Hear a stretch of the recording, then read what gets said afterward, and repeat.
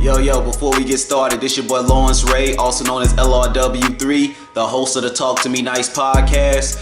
Before we begin the next episode, I wanted to take a second and just thank everybody for your constant support, man. Whether that's hitting me to tell me you want to be on an episode, whether that's hitting me with ideas for episodes, whether that's telling me ways we can better the podcast, or just simply reaching out and telling me, hey, I see what you're doing and I support that. I never want anybody to think that goes unnoticed. I truly do appreciate everything you all do for me.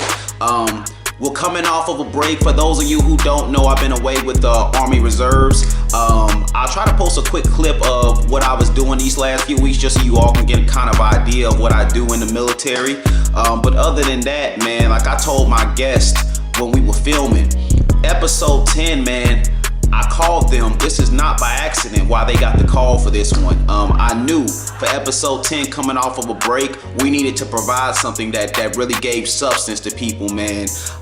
It's all fun and games. You know, we love to laugh and joke here on the Talk to Me Nice podcast, but I felt like we needed to get back to what we started this for, is providing true insight into how to better yourself and how to get to the next levels that you may want to reach.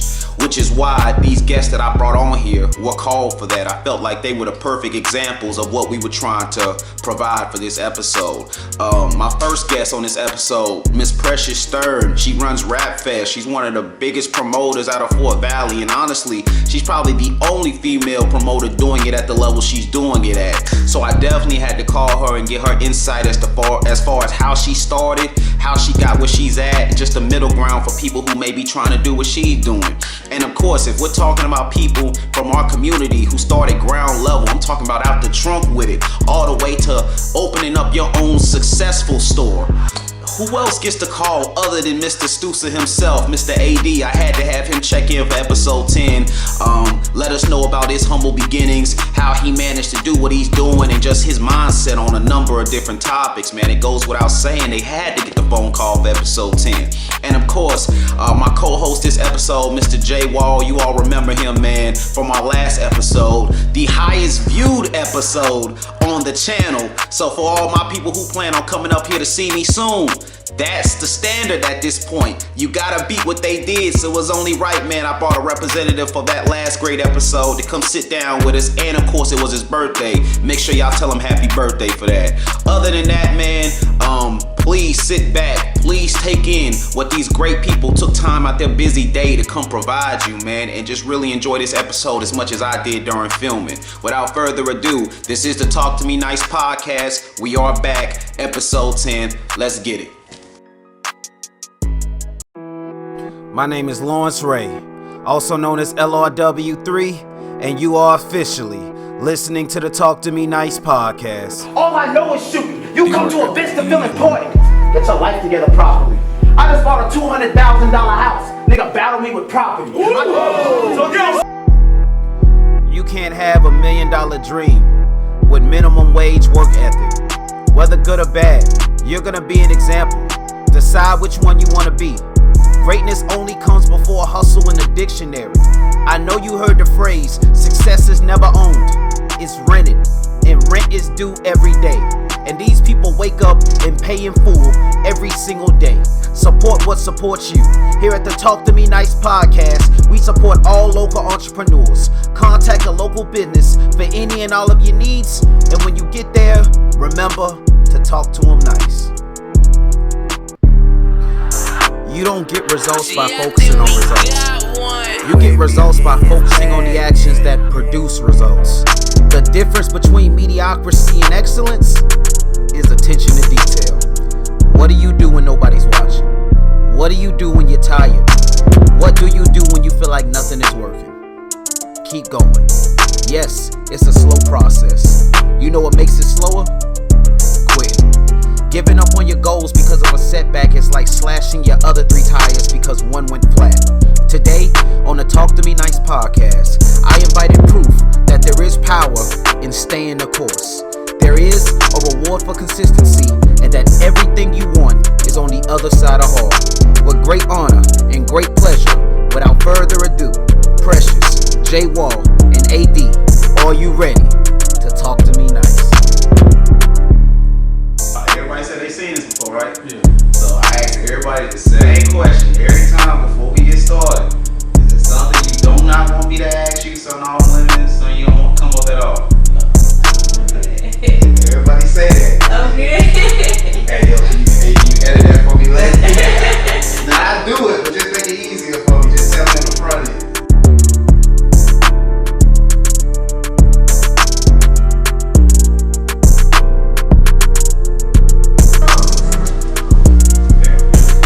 Hey, Carter, wait, hold on.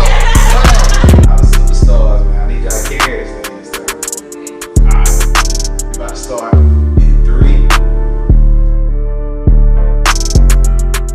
This is Lawrence Ray, also known as LRW3, and this is the Talk to Me Nice podcast. We're not going to take much time, man. We're going to get right back into it. We're coming off of a 2-week break. Last episode sitting at 3.5, so of course I had to bring somebody back from that last episode as my co-host. Of course, we got Jay Wall in the building. And for this one, episode 10, I knew it was going to be important. We just coming off the break, man, so I knew I had to come right. So I had to pick two people I see doing what they supposed to do out here in the community, man. So had to bring my entrepreneurs in this time. So without further ado, man, y'all go ahead and introduce yourselves, man. Let the people know who you are, where they can find you at. Well, I go by P Stern the Plug. I'm gonna go ahead and plug you in. Out the gate, okay. You can you can go ahead and follow me on Instagram, keeping up with _P. You can find me on Snapchat at that same, code. I do it all. Promoting, hosting, bartending, everything, the whole nine. You do it all, okay? It's AD, man, owner of Stu's Kicks. I'm located in Macon, Georgia, 5080 Riverside Drive, Suite 302. If you're looking for any sneakers, new, old, vintage clothing, hype clothing, Supreme, Bape, anything like that, we'll take care of you, man. That's a fact. I don't even want to introduce yourself. Y'all seen me the last episode, man. It's Jay Wall, and we just here co-host. Co-host today. Like I tell everybody before we get started, make sure people hear all your great answers. Just make sure y'all speaking up, man. Yeah. Alright, so let's just get started real simple, man, before we start talking all these entrepreneur questions, man. What's just 3 small victories y'all have had in the last few days, man? Let's just set the energy right, man. Let's get the good vibes going. Oh, 3 small victories. Let's see. I just accomplished finding a mentor. I'm mentoring with Ugly Money Michi, if y'all ever heard of him, out of Atlanta. Just got my Rap Fest sealed. I'm hosting the 478 Rap Fest Summit. Y'all check in with that, tap in with me. When it is, you just tell us. I'm sorry. August the 28th at Shakey's at the Garden, Fort Valley, Georgia. Another one would be sending this little one off to kindergarten. No. Okay. That's a big one. All right. For me, I'll say August 14th. That's the date for pop-up shop I'm having at my store. I got a lot of vendors coming from Atlanta clothing-wise, so if you guys looking for something you don't really see around here, you can see it there. And the date again on that is August 14th. Another thing I would say, probably sending my little one to 3rd grade as well. Okay. Yeah, started early with that one too. Everybody ready to get rid of these kids. Oh, That's yeah. all. What about you, Jay Wall? What you I don't know, just waking up today, and today my birthday, so that's 2 wins in one day. That's a good So I'm just happy at all times, Oh yeah. It's your birthday. Y'all just chilling, man. It's just another day. It's just another y'all day. make sure y'all see it, man. It's gonna be after his birthday, but make sure you tell him happy birthday. Of course. All right, so let's get it. Now, like I said, man, episode 10, man, coming off the break, I knew it was gonna be important, so I didn't pick y'all just randomly. I knew there was a reason I picked y'all, man. It was the right way to come back, right way to set the energy back right, set the temperature back right here. So y'all not here randomly, man. There's a lot of people who want to be here for episode 10. And of course, I want everybody on the episode, so they will eventually be on the episode, but it's a time and place for everything. So that's why you all make sense for this one.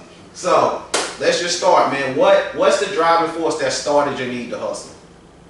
Ooh, my baby. My baby. Being in Fort Valley is in the promoting world. It's a male dominant.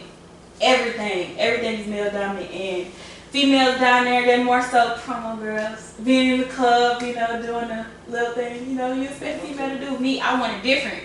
I want it behind the door. I want it cut. I wanted money because, you know, a section ain't gonna feed my baby the next day. So that's about it. Just want the bread, making sure she eats. Yeah, I'd say for me, basically just wanting more. Not for myself, but for my family, my friends, and everybody around me. You know, when I got of age, I had to grow up quick because I had my first son when I was in high school. Pretty sure you remember that. Yeah, like, so you grew up with me. So, and I was a kid in high school. From 6th grade on up, you know. Yeah, like I said, I was a kid in high school. You know, I was just an athlete. You feel me? So whenever I popped out, I had a kid. Everybody was like, "Oh shit, AD had a baby." Like, what the hell? I didn't even know this nigga. You know, doing what he doing. So it was that happening to me, making me realize that, you know, I had to grow up and do things faster than, you know, the rest of my peers. And, you know, when I got of age, I had to start providing, you know, a little early on. And, you know, me, I like to get fly, like, you know, I want my son to be fly, and start looking at my pocketbook like, damn, 20,000, 40,000, 50,000 ain't gonna do it for me a year. So if I want more, you know what I'm saying, I gotta get to it for real. That's what came on. I definitely co-sign what you just said about your kid, because I was the same way. Like, I mean, I was working like 5 jobs when fresh out of high school, making no money. Yeah. But then when I had my son, I was like 20, 21, something like that. I just realized I can't keep doing it like this. Like them kids, it will set you into overdrive. It's like, yo, now I ain't have nothing to really worry about. Like, this was straight, but like, nah, this ain't gonna work no more. Jay Wall, you one of the main hustlers I know, man. Don't sit there quiet. What started me, the hustling is, you know, Jay, like AD said, man, Jay wanted more for you, so. You know, I grew up around it my whole life, just seeing my family, my granddad, everyone just hustle. You know, my granddad hustled like Ray. You go to work every day, and however you get it, just how you get it. Just as long as you make ends meet and do what you're supposed to do at the end of the day. So, you know, we all do it how we're supposed to do it. Now, let me ask y'all this. Of course, at the end of the day, everybody want to get paid, of course. That's why we do this. But do you all, with your hustles, do you have a purpose for your hustle besides money? Like, is there a deeper meaning to some of the stuff you may do that doesn't just all equal? Like, you don't do this just for, like, I say, just for instance, like me with my music, like, I put out tapes, and, you know, I do generate income off the tapes, but like, I get 100% of it to charity. So it's not necessarily about making the money on it, it's about what I can do when that money comes in. So like, as far as with y'all hustle, is there a different reason other than just the money? Yeah, it's never really about the hustle, you feel me? Especially when you're doing business, because if you start a business and you're just doing it because of the money, obviously you're gonna fall out of love with the process. You're not gonna understand the process that, you know, that you have to deal with day to day. You know what I'm saying? You're not really gonna grasp what's the real meaning behind it. And, you know, starting a business is to employ people, teach people, and all that kind of stuff. And you're not gonna really get the whole niche behind that. Like I said, I had before I had the shoe store, I had a t-shirt stand, and I was just doing that, you know, just so I can have money so I can open up the shoe store eventually. I swear to God, that second week I had the t-shirt open. When people come in there talking about, can I get this design on the front, this on the back, this on the third, and all this kind of stuff, I was like, man, I just thought I was gonna take a picture of you, put on the shirt. Like, it was so much stuff that I wasn't thinking about because I was only focused on the money. You know what I'm saying? So it's like that. Whenever you just focus on the money, you're not really gonna get the whole, you know. Yeah, and that's something, man. Early in this podcast, man, we gotta give you your flowers, dog. Because people, man, unless you see this hustle, man, y'all really don't know, man. I'm proud of you. As far as get it out the mud, man. I ain't know you too personally, you know, growing up, but I just see your hustle, man. It just gets respect as far as like started in one mall, just had a little stand. Yeah. You moved that. Like before you was even in the mall, you just hustled out your car. You moved that to a mall. You got your stand. You moved that to a storefront, and now like, man, you like. As far as people talk shoes, man, you the first person people talk about now. You got to give your flowers to people, man. So that's amazing what you're doing, man. Now let me ask y'all this, man. What are 3 must-have characteristics for an entrepreneur, for a hustler, whatever you're doing? What's 3 must-haves you have to have, like as far as mentality? I'll say you most definitely have to be a people person. You gotta know how to talk to people. Like if you selling yourself before you can sell anything else. Right. You can't sell nothing else if you can't sell yourself. Don't nobody want to buy nothing from no disrespectful person.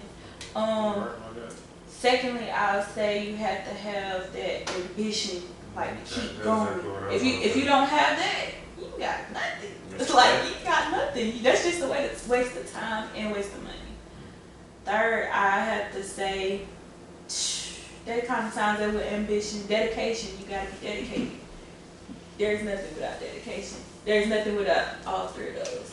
Yeah, like I always say, tough times don't last. Tough people too do. So like the first time it go left, if you out, you ain't never gonna get nowhere. So yeah, that's definitely a fact. I'd say the 3 for me. First of all, faith.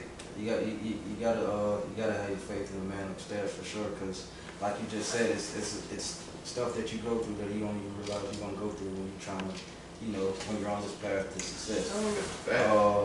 I'll say the second one is focus. You gotta be laser beam focused. And like I said, if you're talking millions, I'm not talking 1 or 2. I'm talking 50.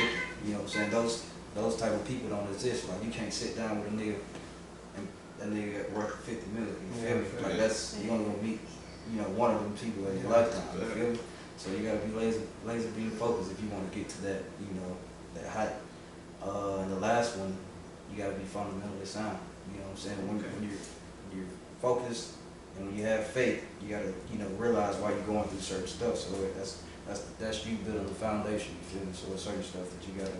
Okay, I went through this. This is why I gotta kick out. These are the certain people I gotta remove out of my life in order for me to go on. So you gotta pay attention to everything. Hey, you giving game right now, talking man. For real, but I just mainly feel like you gotta have ambition and you gotta be able to take criticism. Yeah, criticism. Yeah, you gotta be able to take constructive criticism because on your way up, you're gonna have friends and everybody, giving their 1 cent. Yeah. And I just feel like you gotta be open-minded to it, even though people might not even know half of what going on or anything, but constructive criticism, and you gotta be able to take it. You ain't always right, so if you can't take criticism, you ain't gonna be able to do nothing. Gotcha. So, Jay, well, I don't know if this question's for you, but it's for them too. Man, like you said, you running Rap Fest, you got Stusa going on. Tell us about how did these businesses even get started? What's the backstory? Where did they come from? I started as that promo girl I was talking about. I was that promo girl, 16 years old, promoting clubs and stuff. I just got tired of the little chump change, like the little $15, thanks for coming out type. I got tired of that, and there's no females really hosting at all, not promoting, not throwing up parties, not nothing. And I wanted to be one of those ones, and like I said, my baby, I was twerking on the twerk team, some serious entertainment. I was doing Slum Dolls. I was doing Valley Boy promo game. I was under all these people, but I just wanted something for myself. So it kind of evolved from there. Okay, that's the backstory. That's what she got. What about you? Where did Stusa come from? Stusa came from high school, man. Like I said, we were just a group of guys known as being athletes and having the females and things. In order to be one of us, so you had to be good in sports. You had to be, a decent looking guy. You got this female, that girl, type of female, all the shit. We were throwing parties, doing all that kind of thing. But really, it just started as a group of homeboys that turned into brothers, and eventually, we turned it into real business. You know what I'm saying? When you get past shit, 20, 21, having hoes ain't cool no more. Shit worn out by now. That's a fact. So, all right. So y'all kind of get backstories. Is there, as far as the actual name of you all's businesses, is there any story behind these specific names or? The one I have for my daughter, Growing Queens. That's just simply what it is, Growing Queens. I would want for other single mothers to, give businesses to their children, because this is where it starts. It starts with you, but really this is where it's going to start at, with your kids. So, Growing Queens, and then I have Under Crave with my lingerie line. That really just, it's more so about women embracing the skin that they're in. That's about it. That's about it. Anything you want to add? I know you couldn't just say about Stusa, but as far as the name itself, where it came from, anything like that? It just came from us being wild, man. We came up with that 2013 in Panama City. Just like, damn, we really doing some shit. What we gonna call ourselves? It's hard. That's a fact. All right, so I told y'all ahead of time, we got some random questions sprinkled in here. So this is gonna be the first random question. All right. If there is a movie about your life, one, What is the movie called? Who is playing you in that movie? And what are 3 other important characters in this movie about your life? J-Wall, you need to think it too. I say Paid in Full for me. That's the name of the movie. And I'm gonna go with Mitch was playing me. Okay. Mitch, for sure. So who are 3 other characters in there from your life that has to be in the movie? Dame Dash, one of them. Who else was in it? The dude that had the laundromat or whatever. Now hold on, I gotta make sure you understand the question now. So it could be your homeboys, it could be your females. Yeah. Who is 3 of these characters that's in your life movie? Oh, hey, okay, cool. So what he's saying, like, who name what the is character? name your movie? Like, what would your movie be Like called about your life? We making a movie about AD. What is it called? AD Davis. Y'all just took it deep. Yeah. And who would be 3 characters in your movie? Yeah. Oh wow. So we need to come up with a name to it. Just Yeah, now you gotta have a name of For your movie. It's about your life. I'll call it Stusa Lifestyle. Okay, so we got Stusa Lifestyle. Who starred in this movie? What actor is playing you? For actor playing me, I'm gonna have. Don't say Michael B. Jordan. No. You feel that? I wanted to say Michael B. Jordan. I wanted to say, the way you just said it out of nowhere, like, I know you read my I need mind. somebody a little bit more player than that. Who played Ghost? Who played Ghost in Power? Oh, I forgot his What's his name. name? I forgot his name. But that's who- I have him. They know what you talking about. We talking about Ghost from Power, y'all. That's who What play is AD. it? Bro, I gotta look it up. I know his name, bro. I'm mad. I just forgot to do Who is Ghost from Power? Alright, so we got Ghost from Power Ghost from playing you. Power. Who do I have in my little sidekick, man? My right dog. I go with somebody to play Drew. Who can play Drew? That nigga, Drew goofy as hell, man. He goofy as hell. That nigga real smart. Who can I think of? It'd have to be like I had Kevin Hart for Drew. Andrew. Yeah. Yeah. Shout out Drew, man. You made a movie, Drew. Who else? I gotta have a chicken that like my little wife or some shit. Who I like for real? I have Laura London that being my wife or some shit. Who's your wife? Hold on, we took put him on the spot there. We Hold on. going deep now. Hey, He ain't trying to cheat you and work you. That's talking about a movie. Hey, remember what I said before we started? Which I know will be that. Alright, so we don't. Alright, he gonna have a wife in there. Laura London in the movie. We don't know which one of y'all that is, man. If you get, I ain't popped outside yet. if you get the call, congratulations. And if somebody that he talked about you before the camera started, so hey, we don't get in trouble. Alright, so who the last character? Last character, I say like a mentor type to my granddad. Who we gonna have in there? I'll probably have like Denzel in there. Okay. Being like a mentor type or some shit. Alright, so okay, and I'm still looking up. Man, I cannot find who played Ghost, man.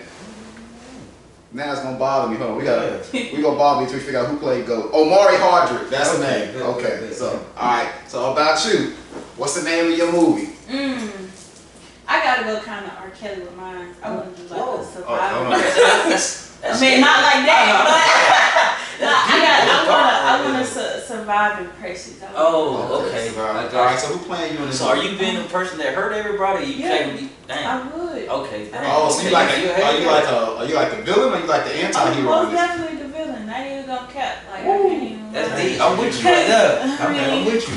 I mean, you can't be real with nobody else. You can't be real with yourself. I'll probably have myself playing myself. Yeah. Whoever want to tell You their do story, everything. She they throw gon' party, she they gonna tell it how they want to tell it. I'm not, Yeah. Alright, so you playing yourself. What are 3 other characters in this movie Ooh, from your life?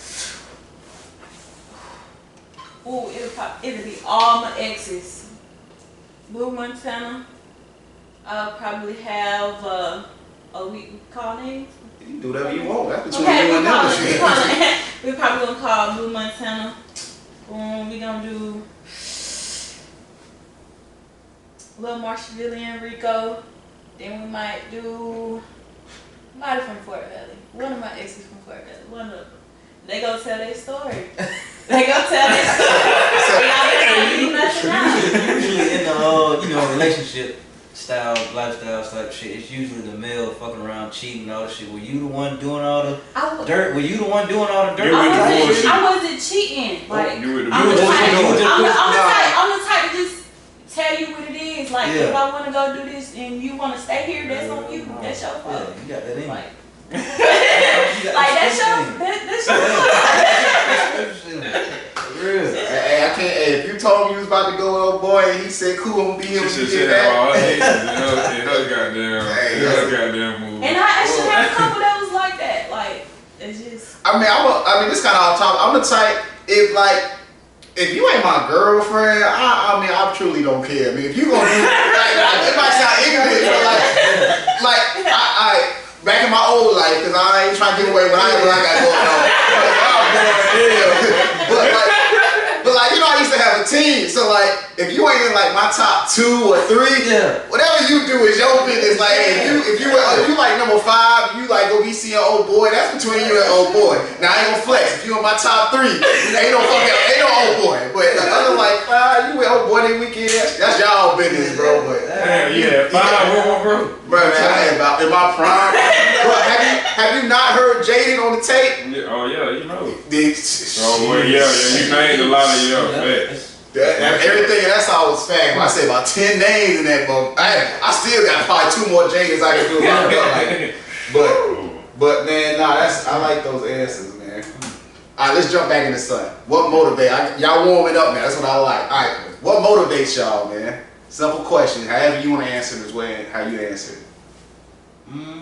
I'd say the people around me doing the same thing I'm doing. If you ain't doing the same thing I'm doing, then it really don't inspire me, man. Like we don't even gotta know each other. Like just for instance, how I called you yesterday, saying, my boy, you doing your thing. You know what I'm saying? I like to set up and all that shit. Like you doing your thing is something that inspired me. So I know I need to go hard in whatever it is I'm doing. That's a fact. What motivates me is just where I know I'm going in the future. Like, I don't actually have a direct path or I have it all mapped out, but I know I'm going. I know I'm going down that road. Wherever I end up, that's what I end up. And this is all about the journey. Yeah. That's all I'm about. That's good though, for sure. Because some people can't even see, into next week. They can't even see into next year. Fuck, 5-10 years from now, they can't even see tomorrow. You feel me? So that's good that you do that. All right, so let's give flowers. Like I said, we've been giving flowers this whole time. So who or what? Because maybe it ain't a certain person, but who or what has been your greatest inspiration?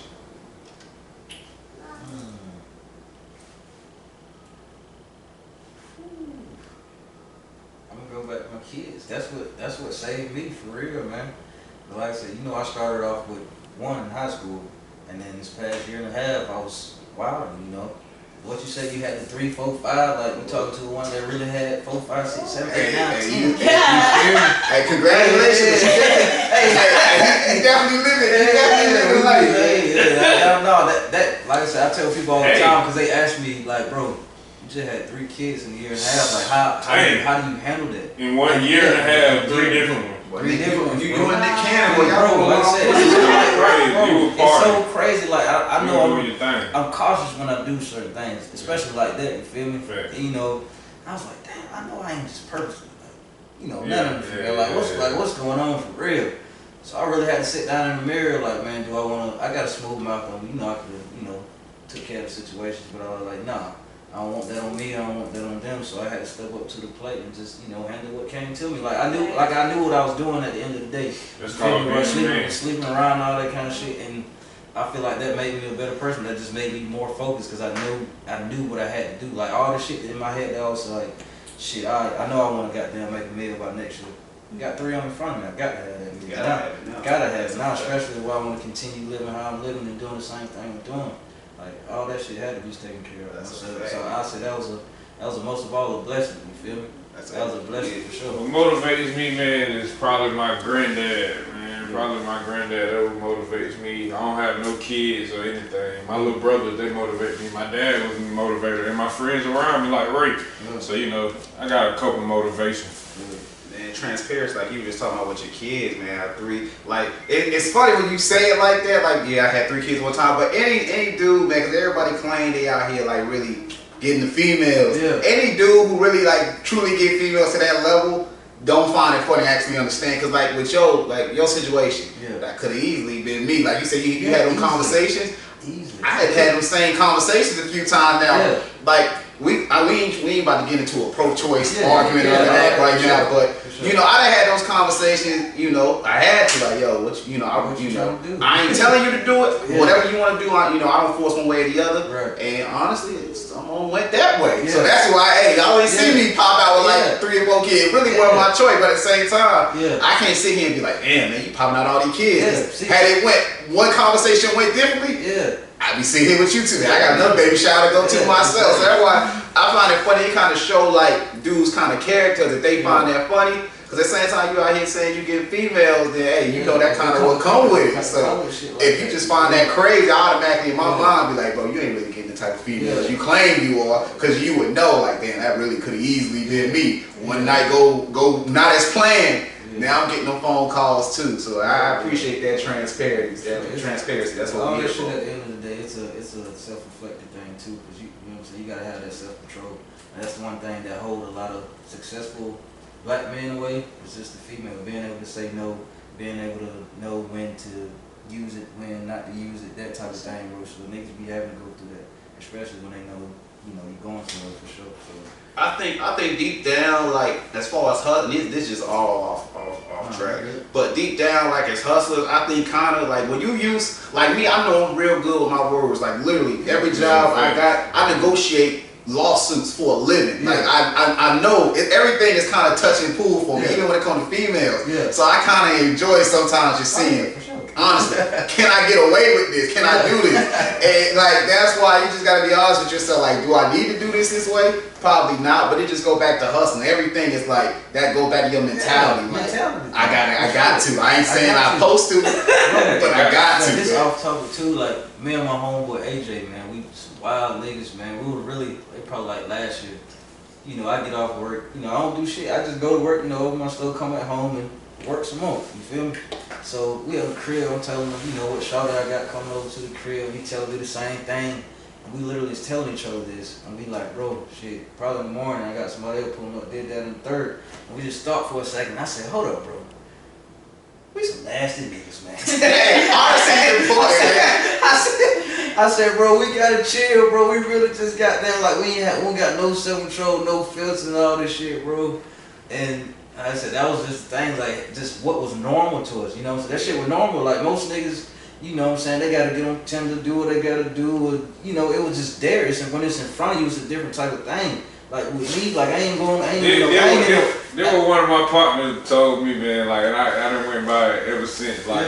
When you get money, bitches come with it. That's a package deal. That's a package. That's what the package deal. It's a package deal. The thing is, when you reach a certain level, and it ain't even about reaching a certain level, because most of the time, like, I swear to God, I have never told a female how much I make. I ain't never used money. If a female said I did, she's lying. She don't know nothing. But they kind of see certain factors and they just automatically assume you. And it's not even sometimes, not to talk about it's not even about money sometimes. Like they just say, oh, you a good daddy. You got your head on straight. Oh, you doing everything. They automatically. So even when they come talking to me, and any female I talk to, any female, like they might sound an asshole, they might sound ain't shit, but they will never call me a liar because I tell them from the beginning, like if I like you like that, I tell you that. But if I don't really feel you like that, I'm like, yo, I ain't gonna front that. I got a couple things going on. You're a cold true. Yeah, I'm telling you. That's a fact. Like, yo, I tell them, yo, I ain't shit. But like, I tell you I ain't shit. If you wanna stick around, that's cool. But when we get to arguing, don't be like, yo, you ain't shit. Cause I told you that. Like, then they get mad, like you don't care. But I told you what was going on. I told you what was going on. But my thing is too, like it ain't always like, cause I know for a fact I can take it serious if I wanted to as far as a relationship. Cause I've been engaged before, but that went left. That's whatever. So now, like the thing is, like I don't be blowing nobody's spot up either. Like you'll never know unless you like my dog, you will never know who I talk to. No. So you would never know nothing. So like females like yo, cause they might still. You gotta have that certain mystique about it. Yeah, that NDA gets signed. If you come over here, that NDA gets signed at the door. If you don't want to, if you gonna come over here taking photos, hey, man, You gotta go. You gotta go home. Man. Everybody, certain things like certain giveaways, like hey, everybody else. Hell no.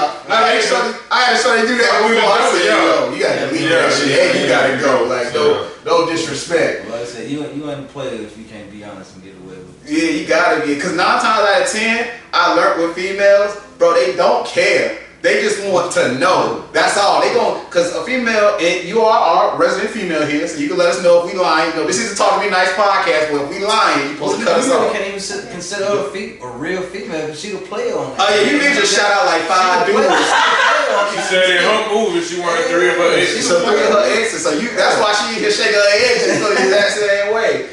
But like I realize most females, they already decided in their mind whether or not they gonna deal with you or not. So whatever you tell them isn't gonna change it. Yeah. She's like, she not, and you tell her, yo, I'm dealing with, now unless you just say something left field, that's like, bro, come on now, she can't do that. Yeah. But if you just like keep it regular, like, yo, I'm dealing with people, she out in her mind, she already decided she gonna talk to you, so it don't matter. Yeah. So it's just like telling the truth, man, and it'll get you whatever you want. I swear to God, and females really like that honesty, man. It's crazy. They like to get their feelings hurt sometimes. It make them like you more, because now they want to try and change you for whatever reason.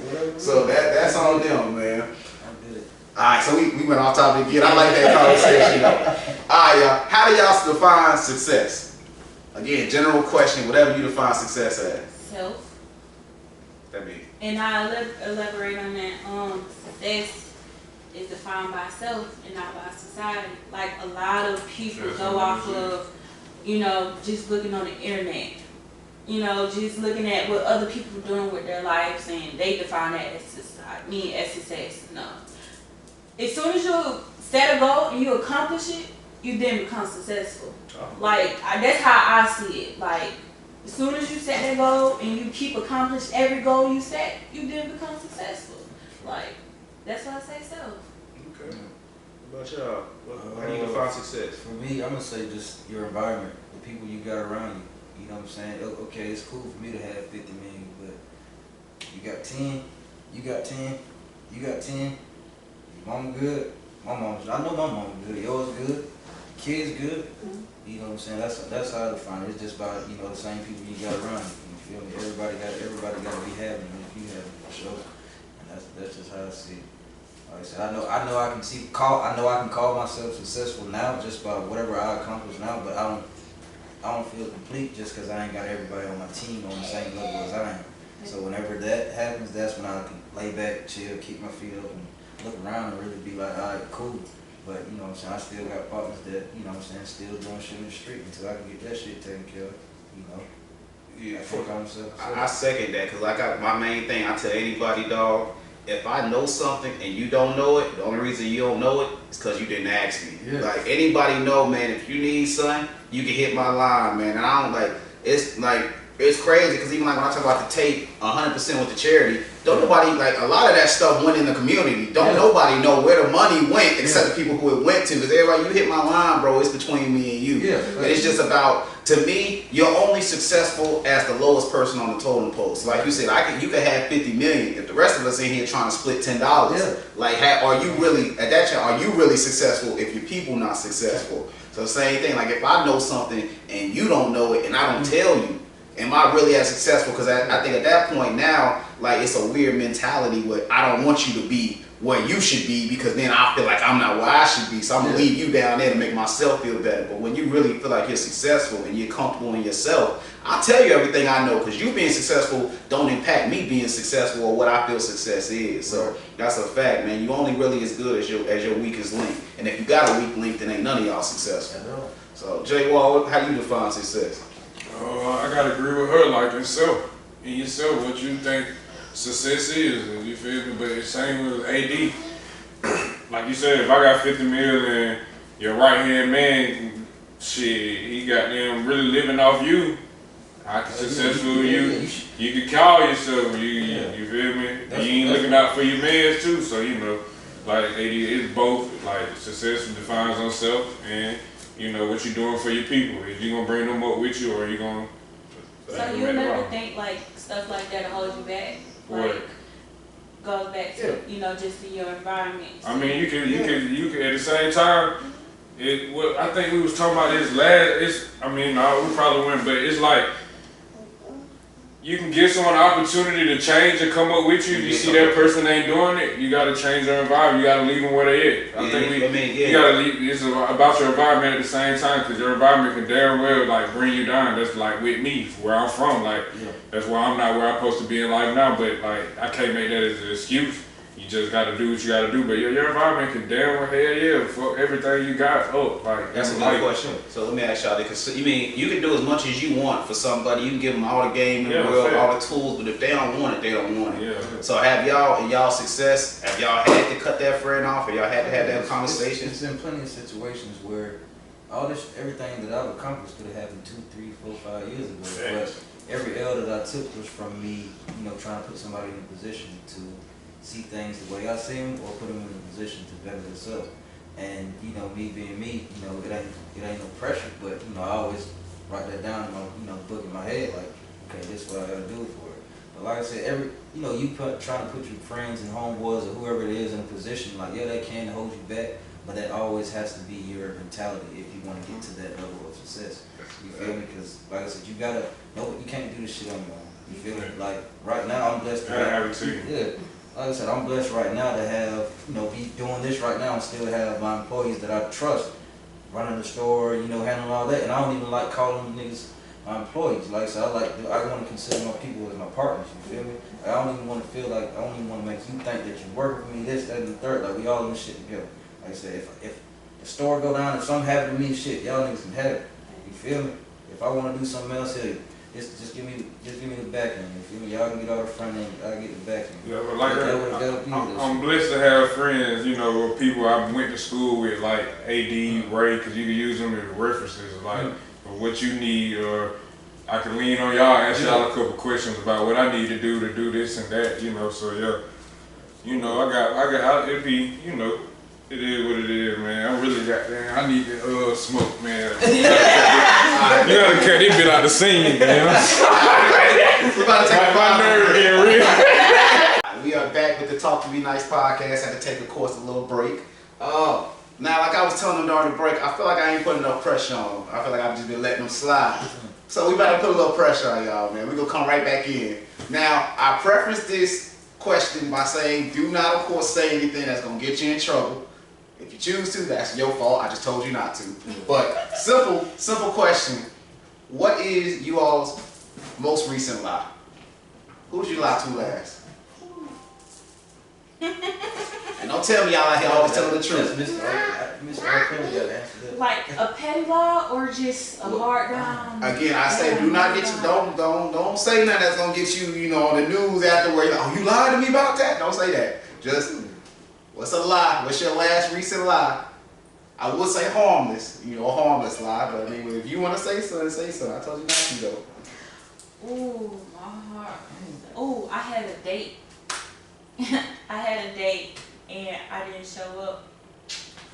Did you only tell him you weren't coming? I didn't. Oh, you cold. Hey, she cold blooded, yo. You ain't even show up to the date. I didn't show up to the date. But the lie that I told him was, I was there, I didn't see you, so I went home. You're rough.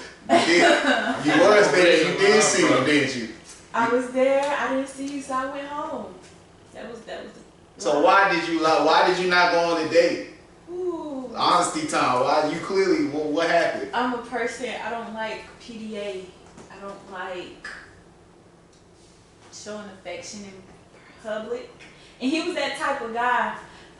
Was this y'all first date? It was most definitely y'all. So I don't think he was gonna go crazy on the first. I hope not.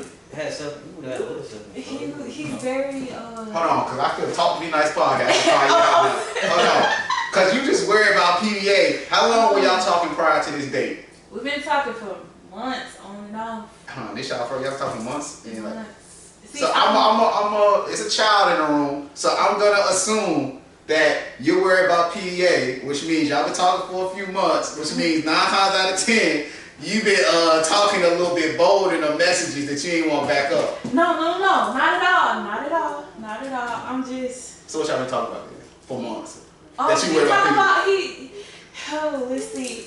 From the text messages and from the phone calls, I can tell he's very clingy, he's very affectionate. And don't get me wrong, I'm a female, of course I like that. Yeah. But, you know, he was the one talking kind of heavy, and I'm not that. So as a man, you catch the vibes. I can't let you get off on that. Because as a man, if I'm talking heavy and you ain't talking back, I'm going to catch the vibe. Alright, that you on that. So if for months he kept talking a little heavy, I got to assume you was entertaining it.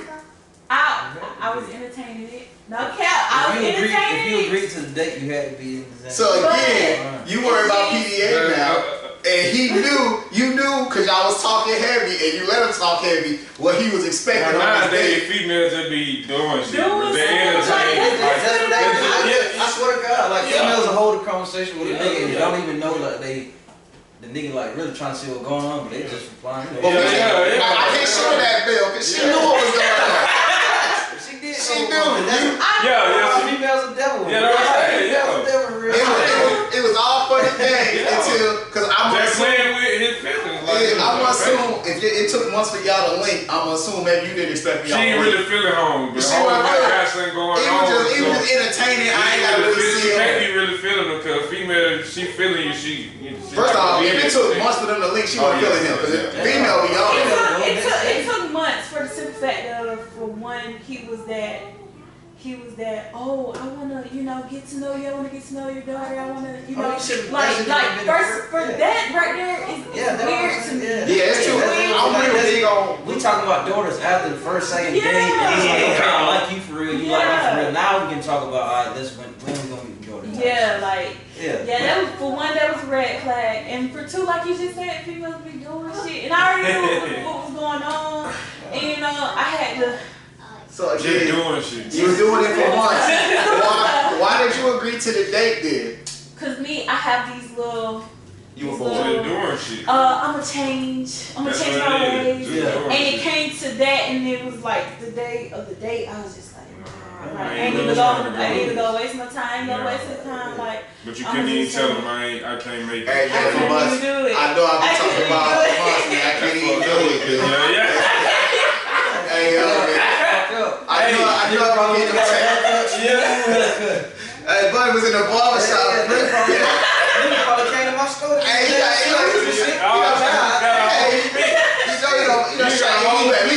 least 300 for the new If he kids. done talked to you 3 months wait on the date, he got a whole bit. He got a whole fit, or he ready to. He let that man refresh your hair. Jay, where y'all going? You ain't never tell you just supposed to come get you or. We were supposed to go bowling, cause I'm more of He couldn't go bowling. You ain't no bowling. That's real PG shit. That ain't even PG-13. That's PG. Hey, I ain't bowling my go-to, cause you know if the day go horribly, bro, we just hey. Yeah. I ain't even gonna get Soon as the game over, hey, shit, I got it, man. You got a kid, you always got to out with a kid. My babysitter done fell through, man. I gotta go and say that. You could have went bowling though. You could have went bowling, You man. went bowling. You been talking. Why you worried about him thinking about another strike out that thing? That's all you worried for months. Where we going after? That man thought he was getting it in. Yeah, Where we going after? I get this room. That man, he already booked the room. He's in the room. He's in the room sad. But they got that Casamigo. She said she ain't coming. Alright, so that was a good lie. Alright, I like that. Which one of y'all? J1, you on the spot too. What you done lied about recently? And who you done lied to recently? Probably just telling little short I was going to the club last night. I didn't go. I got a room. Probably that's the only thing I'm supposed to be there. That's probably last lie I really just told. That was last night. So Yeah. I don't know. I would really just lie. I might leave out some shit, but just lying. Like, Yeah. I don't. I'm kind of like that too. You gotta like.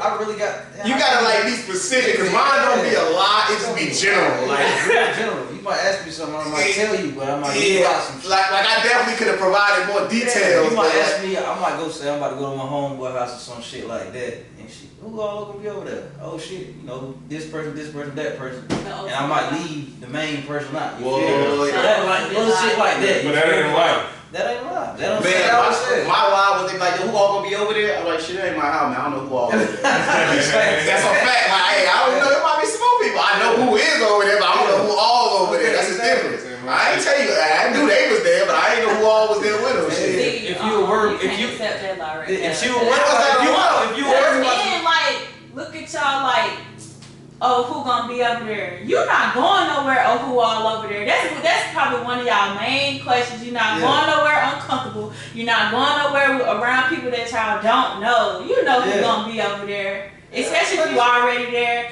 And she asks, oh, who all over there? Such and such, such and such, so and so. And then your homeboy on Snapchat, like.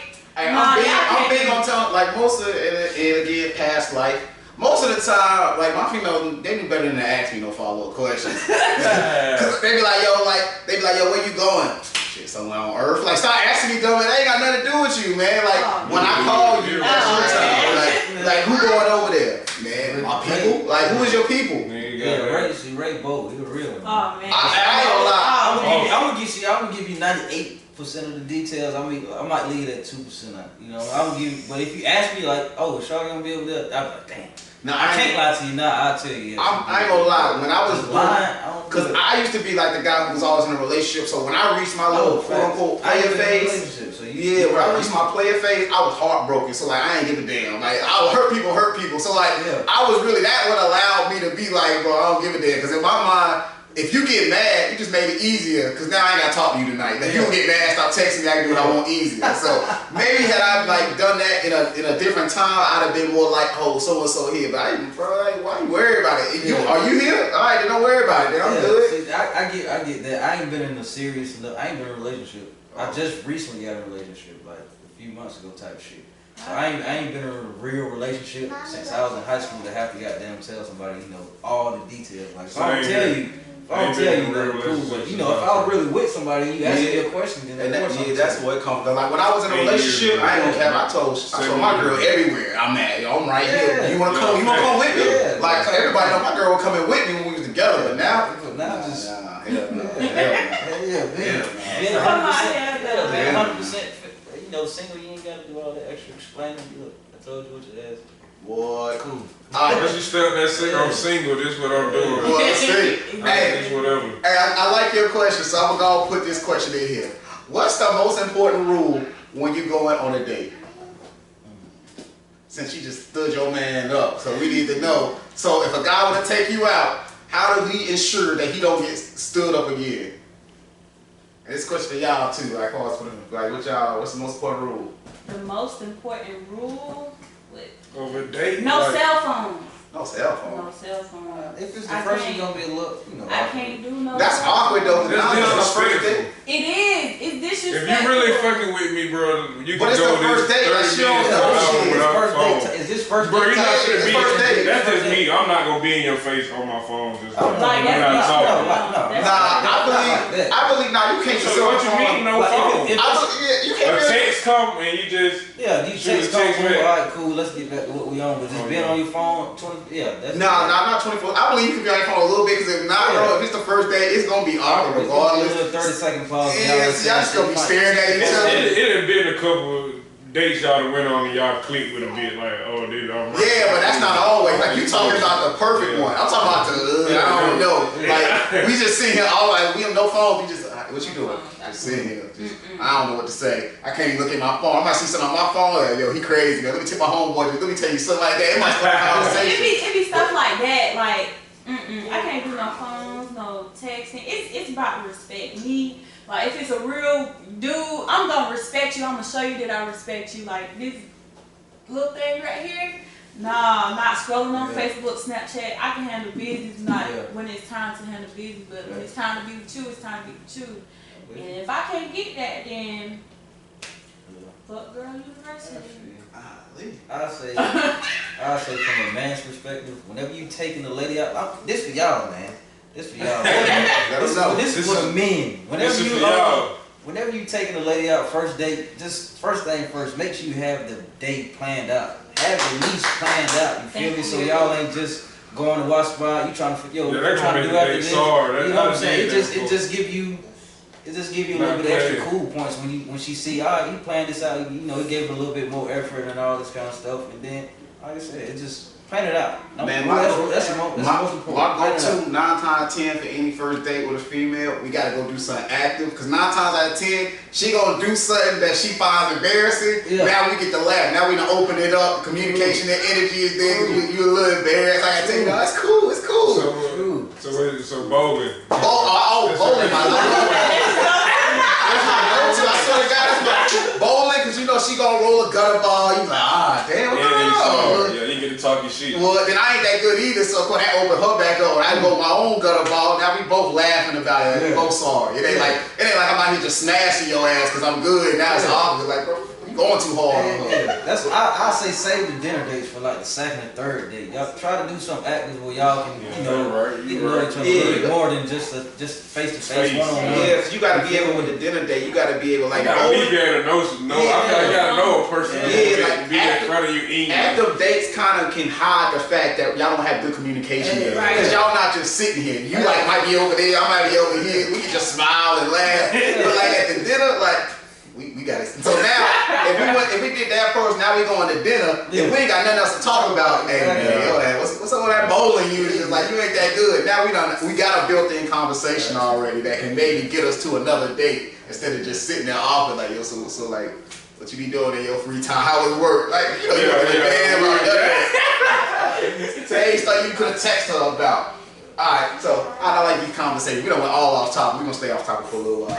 Alright, what are you interested in that most people aren't? I have to say music. Don't say music. Oh, okay. Don't say music. Don't say music. Y'all have to do me like that. Country music, art. I love art. I'm attracted to art, like just paintings and shit. Museums. I love stuff like to get my gears going. Yeah. Stuff like that. Yeah, what y'all interested in? What's going? I'm a nerd, man, so I like, computer games and shit. World of Warcraft, RuneScape, that type of shit, man. I used to be on that too. I used to be a little gamer too. I'm a nerd, man. We used to be, AD used to be on the Xbox. Bro, you'll be surprised. I was a gamer too now. Get what? I used to be fine. Get what? I used to get in the party and kick folks out the party and all type of stuff. As many of these like arcade machines and like systems like that, you think I play games? I don't even play games. Yeah, you don't play nothing. All these things probably been played like 3 times. He got an Xbox and a PS4. He don't play none of it. I don't play none of it. And he gonna buy the updated games. And don't play it? And don't play it. Don't play it. Just like the way they look. That's it. Same I be here playing all the games. Well, same thing like pool table. I got 2 pool tables in there. I don't play pool. I just like the way they look. Big time nerd. Like I said, first date type of shit, man. I have a goddamn, probably one of the baddest, females you don't ever seen come to the crib. She think we finna sit down and watch a movie. Fuck that. I'm on my game, headset on the computer. She looking at me like, you on the game, man? Didn't me. Shit. What you want to talk about? You walking out? Hey, that's Hey, she walk out on you though. You did something right, cause boy, she didn't walk in, so like you made it farther than him. Check, we talk, whatever, but this me. Shit, I'm on the game. J-Lo, what about you? What? Something that people don't know. Whatever I do, people just starting to like anyway, so I can't. I'm real big. Most people don't be into it, but I love like watching video, like random ass videos about just random facts. Like the infographic stuff, the infographic show on like YouTube, bro. They just be having a bunch of random ass facts. I just love knowing. Like I know a lot of facts that there's no reason for me to know, but I just like it, and it helps. Cause like I start a conversation about some random, and I just say some shit you don't even need to know, nor do you care about, but I know it. So you be up on YouTube looking at alligators and shit under the like. Bro, I remember I was going through this phase one time. I did watch alligators before, but I don't even know why. I was watching like I spent hours doing this too. They had like they had like bees. You know how like the beekeepers, they had like the hives and shit. Yeah. I was watching YouTube videos about that, and they was like telling you how to like find the queen in the like honeycomb. Yeah. Bro, I'm at the point, I'm like, watch, like, damn, they gonna find the queen? Why the hive acting like that? Like, I don't even know why I care, but I just spent hours watching this thing. I got a weird thing I do too. So I like did you ever see the queen? Like, I learned. See, it's like stuff like that. Like, you just roll up on it, then you're like, damn, that's why I care. Like, damn, they gonna find the queen. Like, I learned, like, a hive is gonna act exactly like the queen does. So, like, you have an aggressive queen, that's why the hive get out of control. And if you can't control it in enough time, you gotta kill the whole hive because they follow the queen. So, like, what they used to do was they'll find the queen. That's why you gotta find the queen, and she usually like always somewhere in the middle of this big ass thing. They find the queen and they replace the queen with another queen because it's only a certain bee that can be the queen. Yeah. So they take that one out and then they put another one in there. And then like if they accept that queen, then that hive will go back normal and they'll stop being aggressive. But if they don't accept the queen, they'll kill her and then keep being aggressive. And that's when you just gotta kill, like that's when you gotta kill the whole hive. And they do that by, they get like soap and water and they take the top off and they just pour it all in there and kill every single bee in there. So I was like little shit like that. I had no reason to know that. I like that kind of shit too. But like, But that actually worked out for me though, because when I moved in here, there was a beehive like on my neighbor's house. Yeah. But we don't know what to do. I got I remember they had that hive. Yeah, they had that big ass hive. Bees is full. So then we got that out of there. So it's like random facts. That's one time it actually worked out. Most of the stuff I do, it'll never help me. But that was like one with the bees. I got some shit that I be just watching on YouTube, like the pimple popping shit. Like I love that shit. Like whenever my girl or some shit get a pimple, I be the first one to try to pop it. Like I used to be on YouTube 2, 3, 4 o'clock in the morning just watching fucking Dr. Pimple or whatever, just popping these big ass pimples on niggas' back and I be like, and all that shit. I be liking that shit. I be like on YouTube videos where like they be that shit just satisfying. like with the art or whatever, when they like scrape something off, bro. That shit be like, I don't know why. That shit be different, man. Alright, let's go back to some business questions real quick, man. What's your greatest strength as a hustler, man? What's your best thing, the reason why you get what you need done? My attitude, my ego, my demeanor. A lot of people like to say I'm masculine. I don't know why. I don't think you're masculine. I have like a masculine mentality when I go into a lot of business situations. Ain't nobody finna play with me about no numbers, and I ain't finna play with you about no numbers. Yeah. So yeah, I gotta say mine. Just my whole ego overall. I'd say mine, being able to turn losses into lessons. You know what I'm saying? Yeah. Some shit might not work out, but I'm gonna figure out how to make it out. Get something out of it. You feel me? Like I said, some shit might not go the way I want it to, but we gonna get something done regardless of how the shit turn out. I always feel like even if it's not what you intended, if you learn something, then it's not a loss. Yeah. It's only a loss if you just like you don't do nothing. Yeah, exactly. Mine be just staying down. Yeah, it kind of took a lot of losses, man. Still having that faith, like, I'm gonna get out this shit. Yeah. Just stay down. You gotta stay down. Niggas don't got shot and shit like that shit. Yeah. Just staying down. Yeah. Tough time. Staying down, bro. Tough time don't last, man. Tough people do. That shit fucked me up when I got shot. I couldn't do nothing before I was, you feel me? I couldn't move or nothing for about a year, so you know. Alright, so you wake up one morning, you check your account, it's 0. What do you do next? Staying down. You just that crazy. You just had it. That's what it is. You got to, but I don't. That shit never happened, so it just be like, ooh. Yeah, but if it was like, so what I mean, like, as far as that question, like someone stole it or I just fucked my money up. I ain't put no specific behind it. Honestly, if your account is 0, do it really matter if it was stolen or if you lost it? It's gone. I still here. He's trying to figure out what the fuck. Either way, half of the money is gone. The money gone. You're not getting it back. Okay. That mean I got everything. Let's go. Yeah. See me. The type of business person I am, entrepreneur I am. My account. Even in the position I am now, my account still hit 0. You feel me? That's just because of how I am. If I got 50 sitting there, I feel like, damn, I gotta do some of this. So if another opportunity comes, you just I'm spending flipping. that. You flipping everything. You like, I got a nigga got. I don't even like saying my money in. Because with I can't. Yeah, nigga. I'm gonna be like that until a nigga hit $1 billion for real. Like my account, I'm gonna be at zero. That's a I'm fact. gonna be out working. I try to like foolproof myself because I have 3 accounts. I got a break the glass account. I got like just a regular savings account, and I just got my everyday. My everyday, I barely keep a lot of money in that, and that's the one. Like if you gonna get me, 9 times out of 10 you gonna get me for that one because you don't even know about the other ones. But then I got like my savings account. That's like yo, like you know, it might be something more important I didn't plan for. Let me hit that. Then I got my break the glass. I ain't even touched that in years. Yeah. If I hit that account, it's like, bro, shit bad, man. I don't know what else to do. So that's why I kind of like say, and then I don't keep all my money just in accounts. Like, I mean, not in accounts. Like I keep like my money in actual like things. So like, even if you did hit my account, it says 0. I probably got something I can get off and actually make more liquid money back from. So kind of that's the only thing you can. I just wanted to see because y'all like say y'all one of the best hustlers I know. What do y'all do? I'm gonna be excited. I'm gonna be excited. And like if my bank account hit 0, I'm gonna be excited because I came from that. Like. Grew up from that. Mama was, you know. No, I might be motivated. I ain't gonna see that.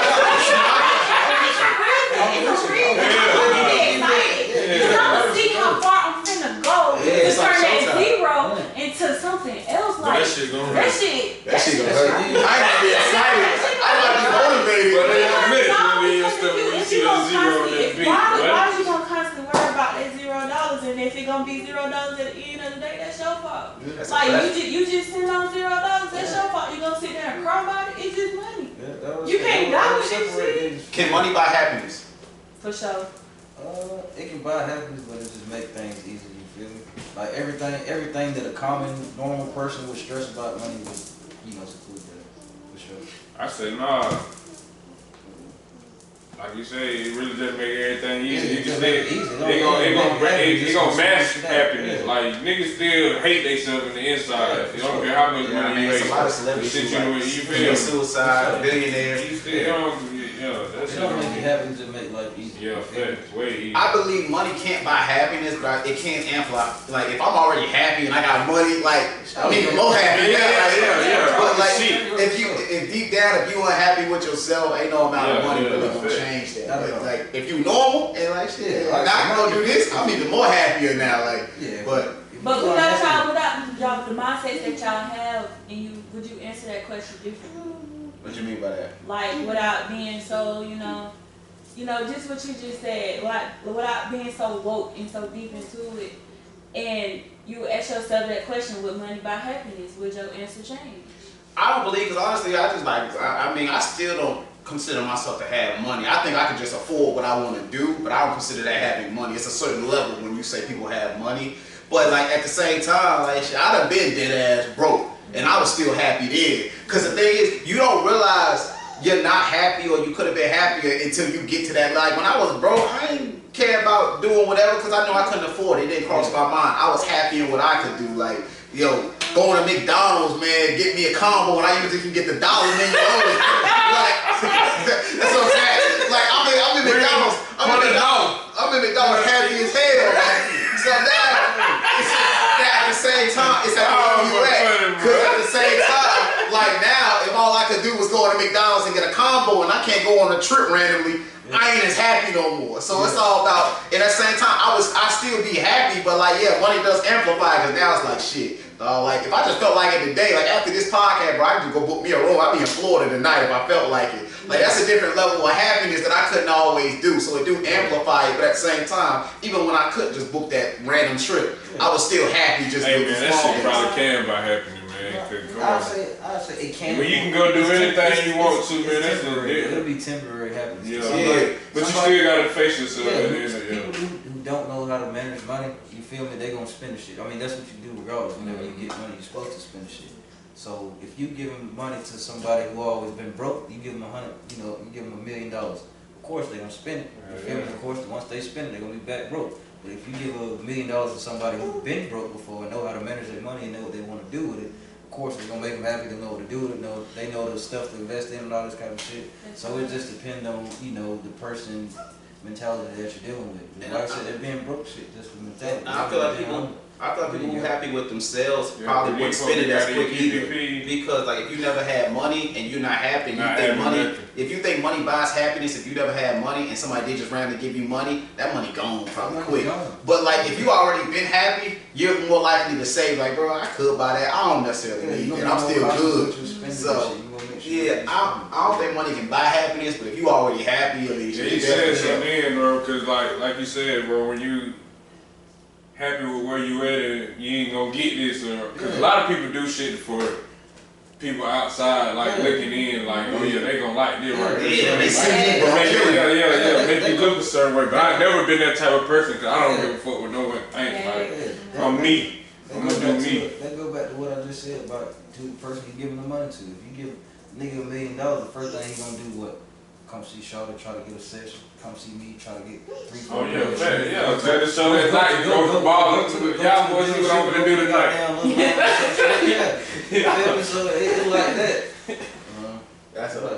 That's a fact. So, all right, well, so we all said money. You know, money's great, but if you had enough money that you didn't need to work, what would you do with your time? Other than spending time with family, because I felt like that question was coming, kids. Other than spending, obviously that goes without saying. What else are you doing with your time? I'll probably start like a travel like AAU basketball, football, one of them type of AAU teams where we just travel, we getting kids, we recruiting kids, you know, putting them in a position, we got them get exposure, the type of exposure that they ain't gonna get from a regular high school. Like I just have all the time to myself. That's exactly what I want to do. Give kids the opportunity that I didn't have the opportunity to have. I'm on the same. Investing into the community. Yeah. Because a lot of these football players and these rappers, they not doing it. They can talk about it, Yeah. but they not Yeah, doing for real. That's a fact. All right, so what's a social stigma that society needs to get over, in your opinion? You can go first. Shit, I say racism for sure. Like I said, I understand. Like, you gotta be cautious about it, but you can't let that distract you from where you're gonna go. Like I said, just because you and I, you know, black, of course we're gonna. The higher we get, of course we're gonna meet them kind of people who are. But we gotta realize we're at this level. Okay, I got this type of self-control. Let me know how to handle it. Just because I know you that now my ticket might be higher than what it is. Like I'm still gonna get somebody. You might think you just got somebody me, but I just worked to move on you. Like, you know what I'm saying? You just gotta know how to deal with those certain type of things. Yes. Like I said, you can't let that control like your whole mentality. Like I said, people don't understand that that's why people are still racist, because they know that it still has that effect on certain people. People wouldn't be racist if they knew that it didn't bother you. People wouldn't be racist if they didn't know that if they said this thing to you, that it was gonna stop you from being where you should be. You feel me? So once people get that shit out of their head and learn how to deal with people in general and treat them just like anybody else, or treat them, you know, just like another human being, then, you know, you ain't gonna get nowhere in life. Like I said, it's gonna exist. It's already exists. There's nothing that we can do to stop it, because it's already there. All we can do is deal with it and, you know what I'm saying, work it in our own move. For sure. Yeah, man, y'all real entrepreneurs, man. The way y'all elaborate on these questions, man. Y'all breaking it down. See, that's why they here. I told you, hey, this wasn't random, man. That's why they here. Y'all, man. Oh, I gotta say, I gotta get on us as women. We gotta get rid of that. All these niggas the same. We gotta get over that and not valuing, you know, you guys as black men. You know, like, cause y'all already get in the streets and have to go through the trauma with, you know, racism. Have to go to work and deal with that. I don't think it's nothing harder being black. Yeah, it's real hard. It's like nothing harder than that. And like us females. And I think that's like overshadowed. Like that's not looked at a lot. Like it's really hard being black in America. I don't care what no one say. And I think females don't see that. Like they don't value that enough, because what the favorite rappers telling them, what their mama telling them because of what he did to her, like what Facebook telling them, like. Yeah, I'm glad you said that as a female too, because that's like a very important thing that we need to get over too, because you got to look at the people that are being idolized right now, just in the entertainment industry in general. Like the female rappers and all this type of shit. You got the city girls and all that shit. And you look at what type of shit they talking about. Fuck this nigga, fuck that nigga, fuck him for this, get this back, Birkin this, Birkin that, all the type of shit. But they don't really understand like how many little kids, you know, this age are really looking into it, and this is how they think they supposed to treat a dude, or this is what they think they supposed to get out of a dude. You feel me? And people don't understand like that's really killing us. That go for, you know, the male entertainment side too. You know what I'm saying? You like I said, Lil Baby, my favorite artist right now. Like I said, he might talk the street shit, but everybody straight around him. He a good player, he handling business, that type of thing. But you know, you got the motherfuckers that's just shooter, kill, that type of shit, and people gotta realize that those type of rappers are in that position because the person that's controlling them is, you know, a white guy. He knows what's going on. That's the type of racism shit that I'm talking about. Like, he's in that position to control mentality. You know what I'm saying? You got NBA YoungBoy and all that shit. He's a cool dude, yeah, providing for his family and shit, but you gotta really listen to the type of shit that he's talking about. His music wouldn't be so type of, yeah, his music wouldn't be what it is right now if he didn't have that mega frame behind him pushing his music, knowing that this is what they talking about. If you think it would be a white country singer, he talking about shooter, kill, and you got this mega fucking I can say who he killed in the song. It wouldn't even be that. They wouldn't even allow that to be on the radio. You feel me? They wouldn't even take it to that extent. They're not gonna let a white dude that's a country singer, all this type of shit be on the radio talking about, I'm about to go over here and shoot this nigga. We got 30s and 40s and all this type of shit. They're gonna allow that on their platform because they know who listens. Are you? Yeah, you know what I'm saying? That's what people don't understand is real. Cause these 2000 baby boys, they different, man. They different. When we was in school, hey look, man, I swear, man, look. When I was in high school, man, guess what? All I wanted was to be fly and just fuck some hoes, man. These kids in high school now, they told in 30s. And they got a whole bomb selling weed and all that, man. There used to be rules of engagement, man. Like, I'm not gonna get you here, but now wrong place. I'll get you later. Now, I don't care where you at. I don't care where you at. And like I said, it start with, that's the number one thing, the music. Yeah. And people don't understand. There's so many lives been taken just because of this song that came out. It could be a number one single that's on the radio getting played, and the main thing it's talking about is a nigga dying or me going to kill this nigga. You feel me? That's what people don't understand. Like that's how white, you know what I'm saying? Well, that's how white people in that industry control us. They might be able to hang us on the pole number, but we can take a nigga out SCP that ain't got none that talking about shooting nigga, kill, give him a $20 million deal and goddamn make him the main platform, and now all he talking about is shoot a nigga, kill, and influencing kids all across the world. And the main kids he influencing is the lower poverty kids. You feel me?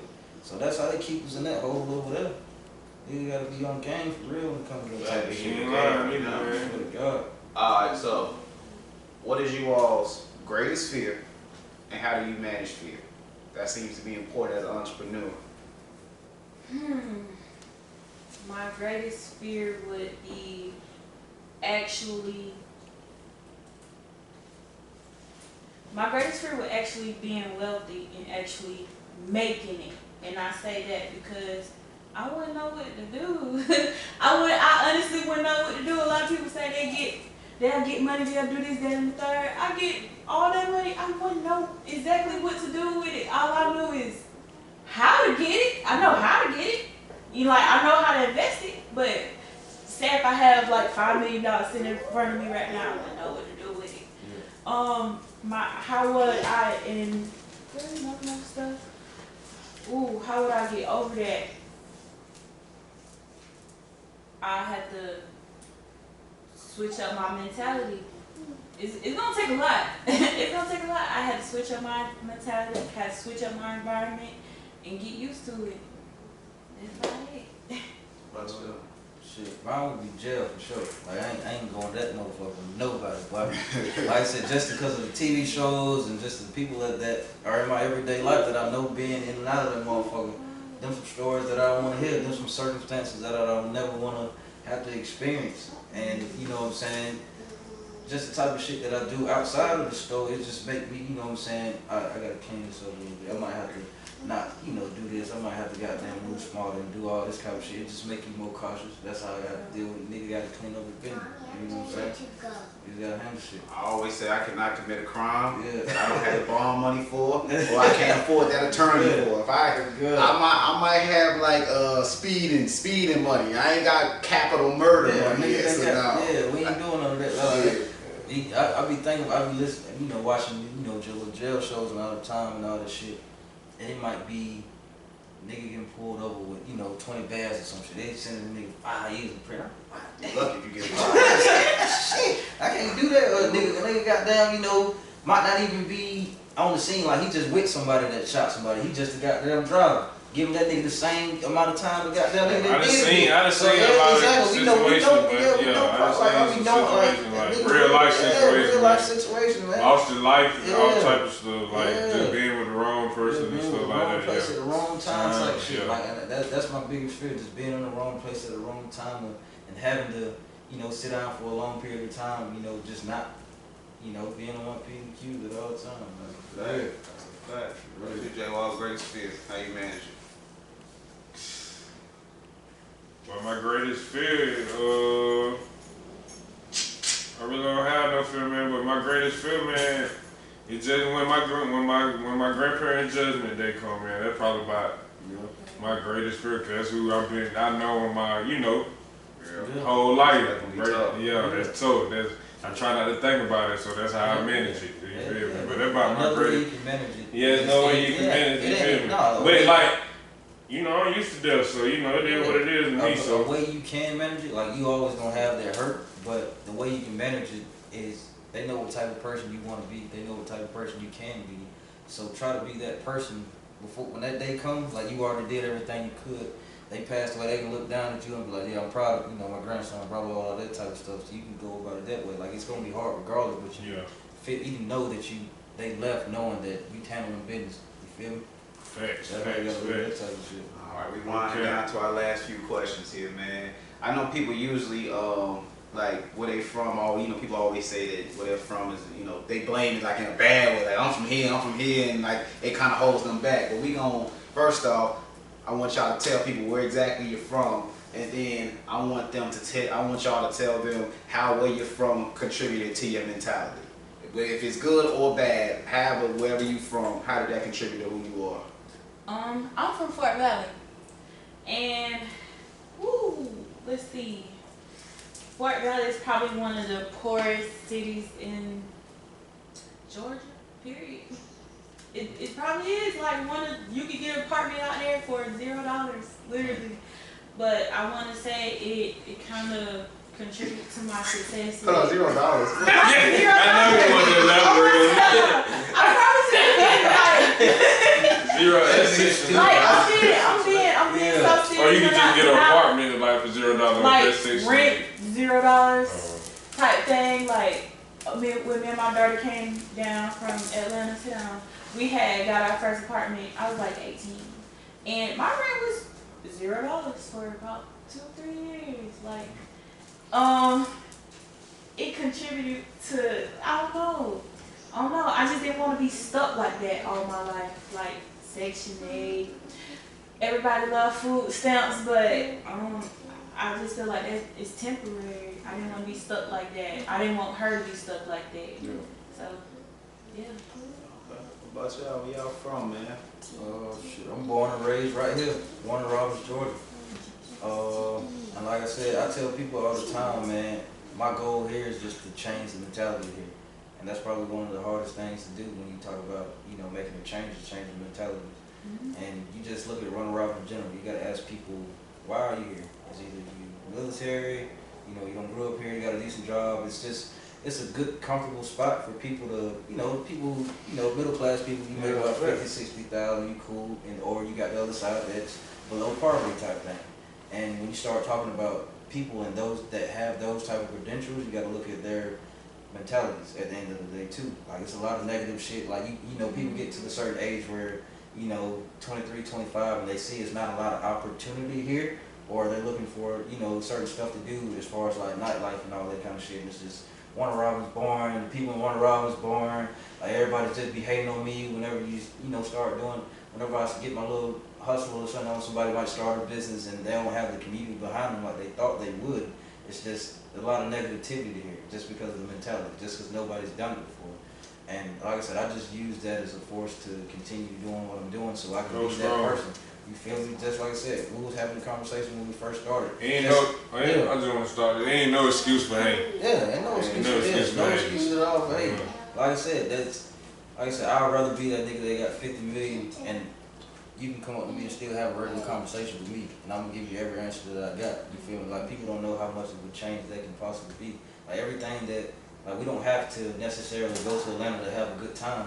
Somebody just needs to step up to the plate, start a business here, open a nightclub here where, you know, you controlling the crowd and all that kind of stuff. You know, it's just about what people are willing to do. Like, people talk a lot of shit about what Ronald Robbins ain't got, but what are you doing to give it what it needs? You feel me? Like, people don't understand, like, there's people here that got real deal money that want to spend it. There's real deal families here that want to spend real deal money. Like I said, they spending thousands going on vacation. Like, nigga, this can be a vacation spot if people came together or if people had, you know, give up the plug. And that's what I'm noticing, you know, by sitting in different rooms with different type of people. A lot of people ain't willing to give up the plug. You know what I'm saying? Ronald Robbins is a spot where, you know, people been having money. They gonna keep that same money in rotation. And if you want to sit in the same seat these people sit in the room, you're gonna have to sacrifice something, or you're gonna have to have something to offer. You're gonna have to say to offer. You feel me? So it's just that. Well, I like that question right there. Where were you from? Cause we from the same. We from North Side, Georgia, man. Warner Robins, Georgia, from the north. Ray. Well, yeah, we from the north, man. You know, so you know, where we came from, it ain't all good and gravy, but you know, look at Ray. You feel me? So you know, I got a couple homeboys just in the same spot doing just as great. You know, just from the same side we from. So it's about how you go about it in life. You know. So. It's crazy. The first time I moved over here, when I talked to my neighbors, they was like, I forgot something. It was something crazy that was going on over here. They was like, yeah, that usually only happen on the north side. I said, hey, you know, I'm from the north side.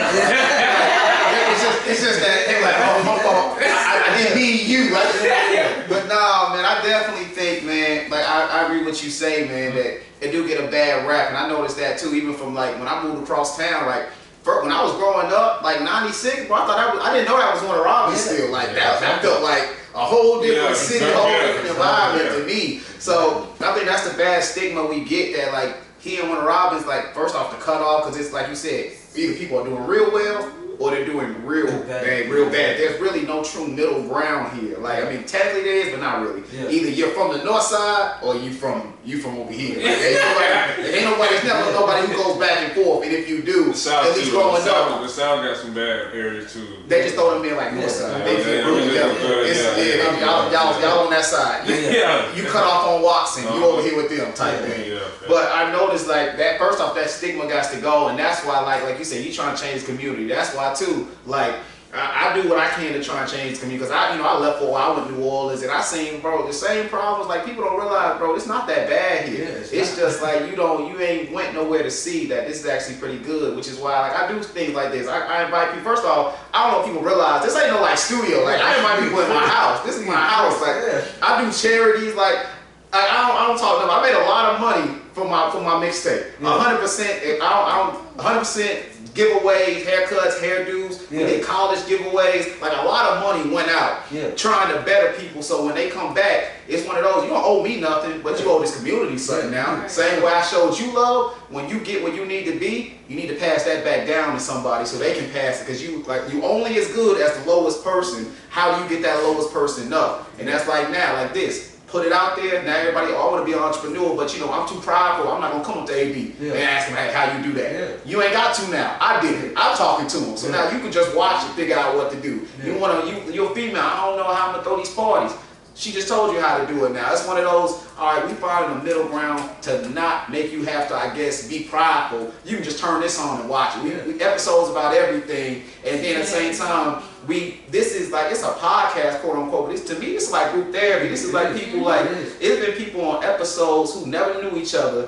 They friends afterwards now. They talking to each other now. They knowing things they didn't know. They friends on Facebook. They doing everything now that they weren't doing before. Like, you can only start the community if you start putting people in the community. Like, everybody wouldn't be, you all probably would never be in the same spot.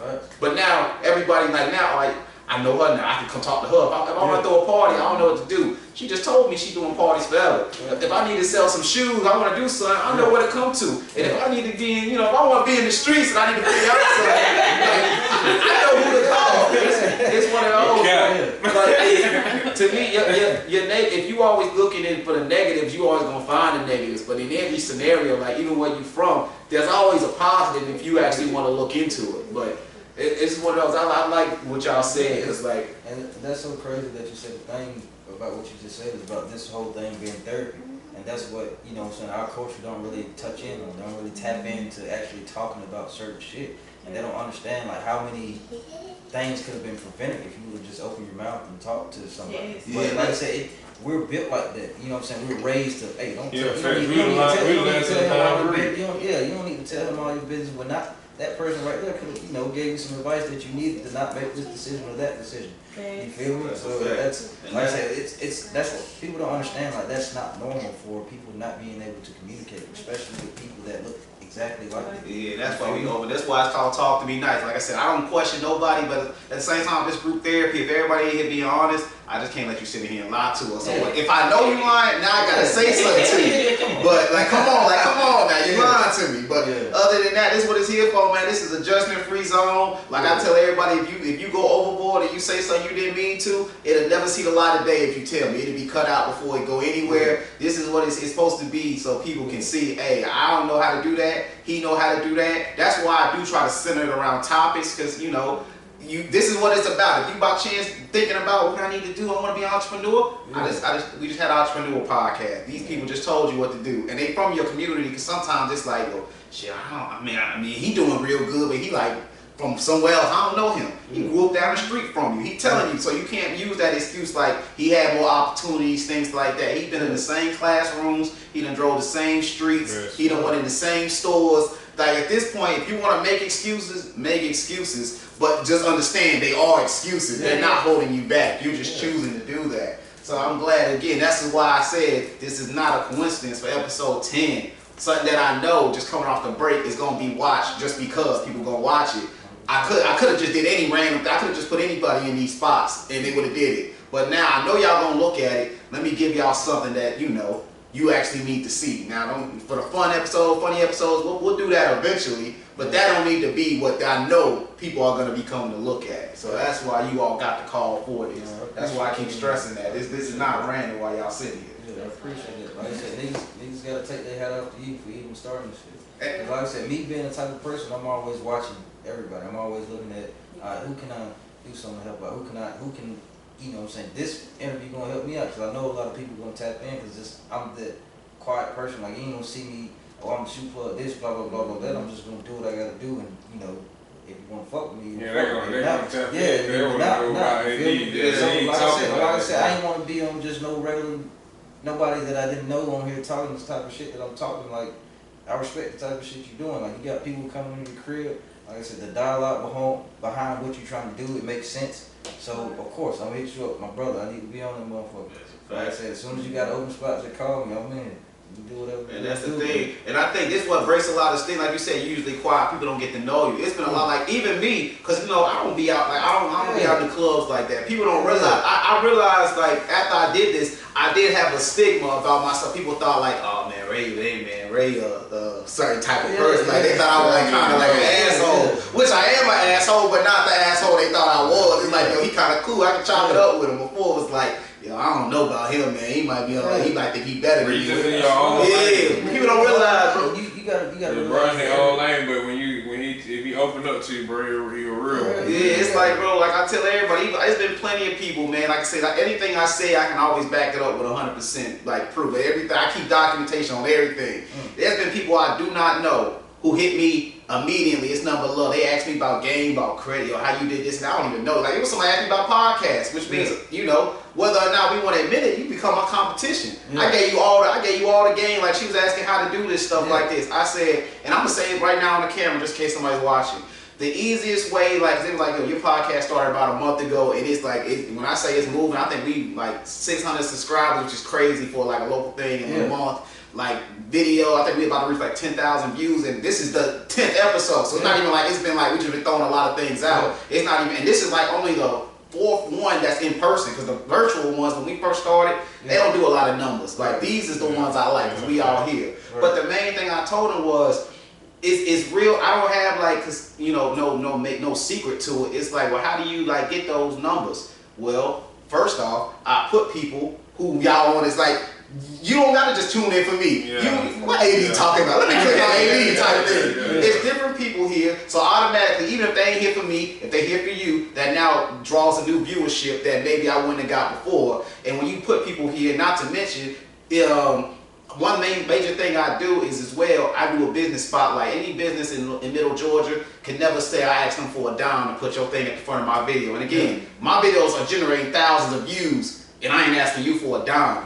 It's one of those. But that also, in turn, no, I'm not asking you for money, and it helps you to be seen. But it also helps me too, if we be honest, because now, hey, my business on here, I'm gonna go and share this because they gonna see it. So in turn, the easiest way to build your podcast is to make people as invested as you. Like, damn, if his podcast take off and my stuff on here for free, they gonna start seeing me. That might generate more money for me. Let me show them love. Same thing. Like, I come on here, y'all look good, so now I'm doing my thing on the podcast. I'm gonna show this to everybody. So now people who didn't see it before or wouldn't have seen it before, because they don't know me, but they know you share it. Yeah, this podcast kind of hard, bro. I want to be on here too. So now I done tapped into your people. When they come in here and sit down, I done tapped into their people, and now everybody is joined together for this one place. So now everybody here wants to do what I want to do. So that's the easiest thing. Like, and it's not easy because everybody, you know, first off, everybody can't, you know, have a setup like everybody don't want everybody in their space, things like that. So it is certain factors that, you know, maybe can't be replicated. But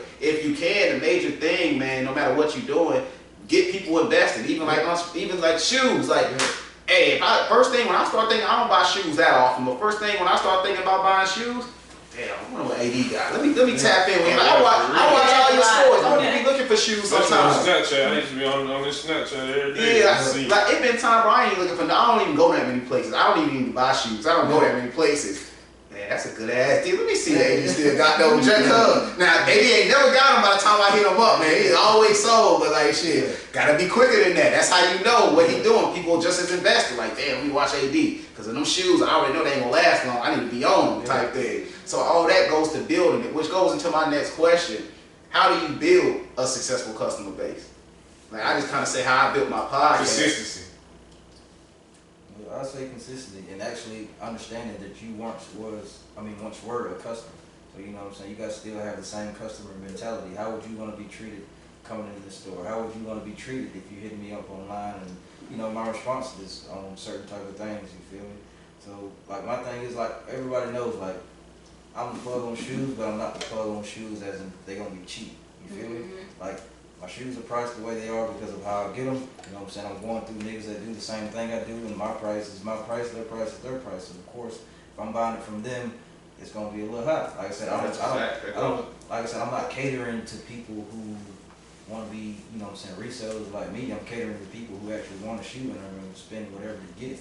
And actually, when they're spending the price on the shoe, they understand why the price is what it is.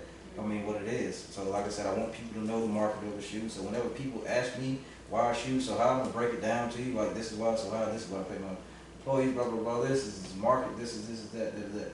Now this is where you get the price of the shoe. You being nice for the fact you ain't explaining it, because I'm the type I will never tell a man what he worth. I can only tell a man what I'm willing to pay. So there's no reason for me to be asking you what your price is. If I don't pay it, that's where it stops at. You gotta think. It's the shoes. People don't understand. Shoes are like, man, at least they authentic. Yeah, like you paying for authentic because now they got real deal record. Like, it's something right. People, it's shoes. Like, people still have that mentality that it's just shoes. They don't understand, like, this is a real asset. You feel me?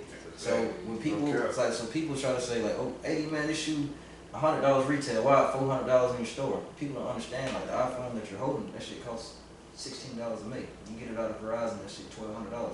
It's the same type of thing, but it's a phone, so you expect to pay that. People just don't have that.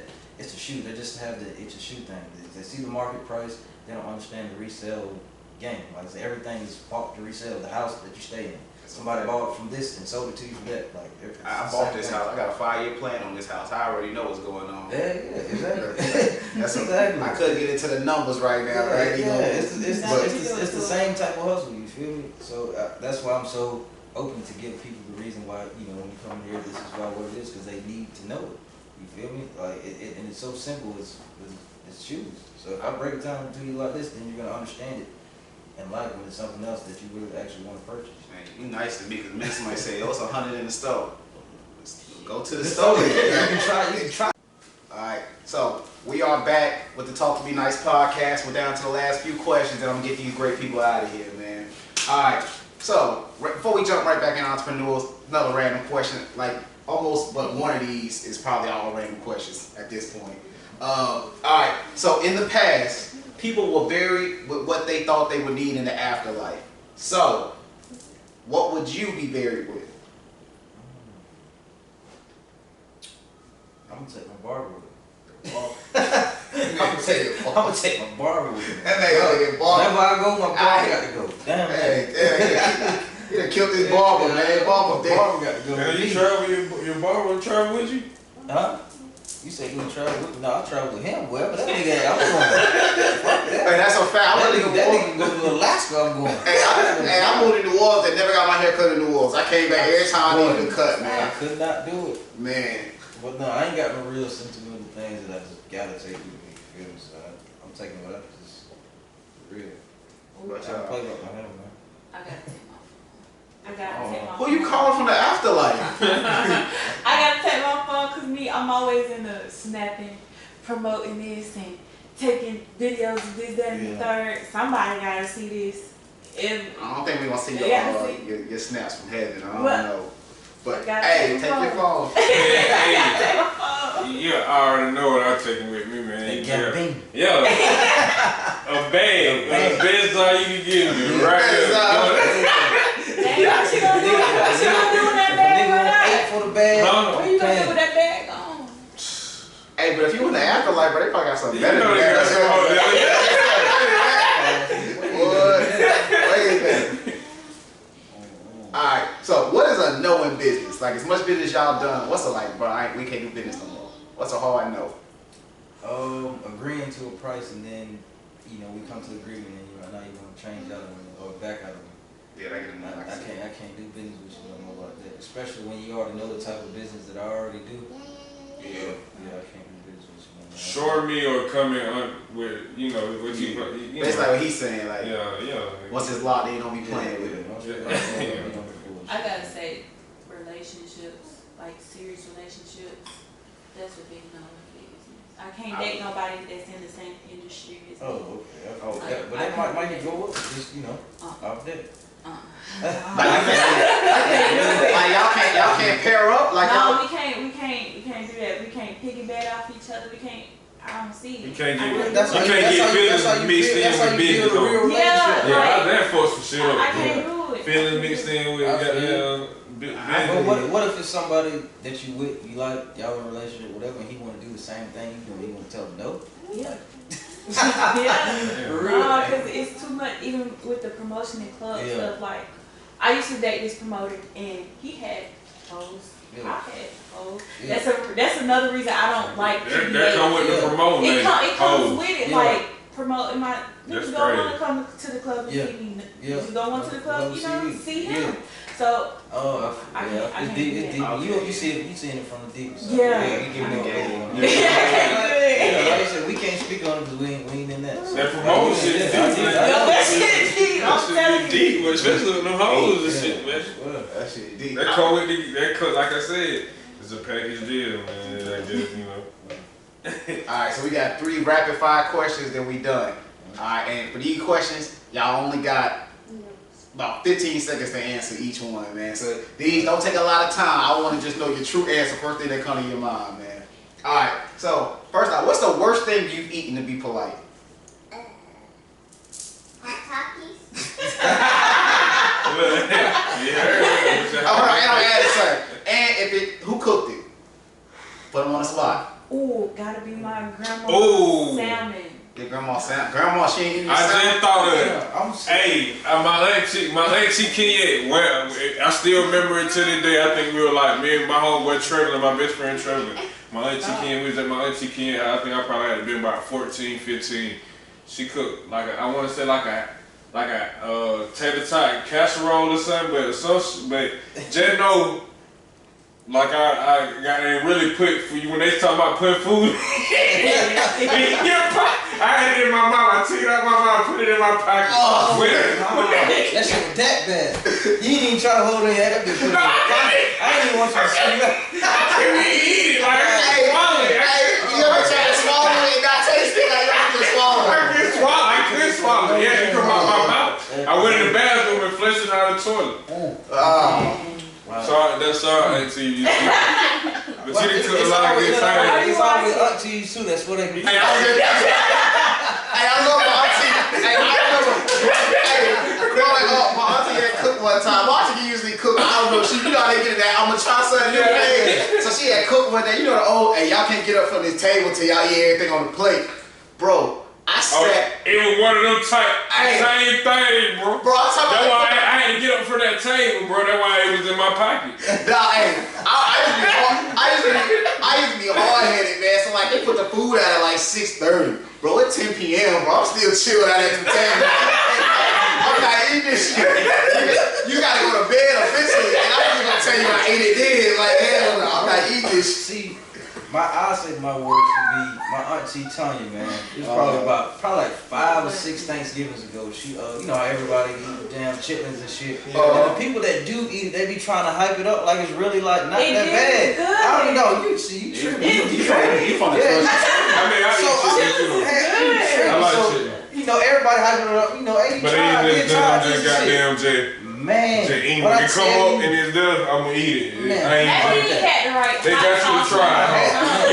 He had the right Trick time. We had to grow up off that shit. You just when can't I tell just you one day on everything that I had on the plate, Yeah, it made it like grow up taste like that shit. I was like, this shit really tastes like shit. Like, how You know, but It don't you know, it had, look, bro. it tastes how it My smells? granddad from Vienna, Georgia, bro. So every January, to start off New Year's, he cooked chicken. Yeah. So I was raised off chicken. Yeah. So I've been So tasting them like. been tasting is cool, but if you like we Yeah, like you didn't try. Hell no, you what you didn't try? You trying to eat this shit? I gotta get it down. What you trying to I kill? gotta get a peppermint in my mouth. I done ate a lot of. You gotta have the right When you hot from that sauce. country, That hot sauce gotta be hot enough for you. I done seen some wicked stuff get cooked, man. I'm from that country. That's a fact. I'm talking about they got them possum, raccoon. I ain't seen it all. I was just in a Mexican restaurant yesterday, not yesterday, For but real? later this week with my son and my girl. My homeboy worked there. He was like, man, try some AD, but I ain't gonna tell you what it is. I'm just want you to tell me how it tastes. I was like, shit, bring it here. Bring it in, eat it. I said, damn, it tastes like some oxtails or some shit. What this is? It said, that cow tongue. I said, what? Yeah. You just had me eating cow tongue, nigga? Damn. Would you eat it again? I don't know. I ain't go to the motherfucking restaurant and ask them for cow tongue. It's like, But what they they go like, get and I'm gonna eat that bitch. And then go up, put a little rice on it, hot sauce, it would have been. Alright, rapid fire. What, and y'all don't think too long about it, I want to know who said this to you. What is the worst backhanded compliment somebody ever gave you that you remember?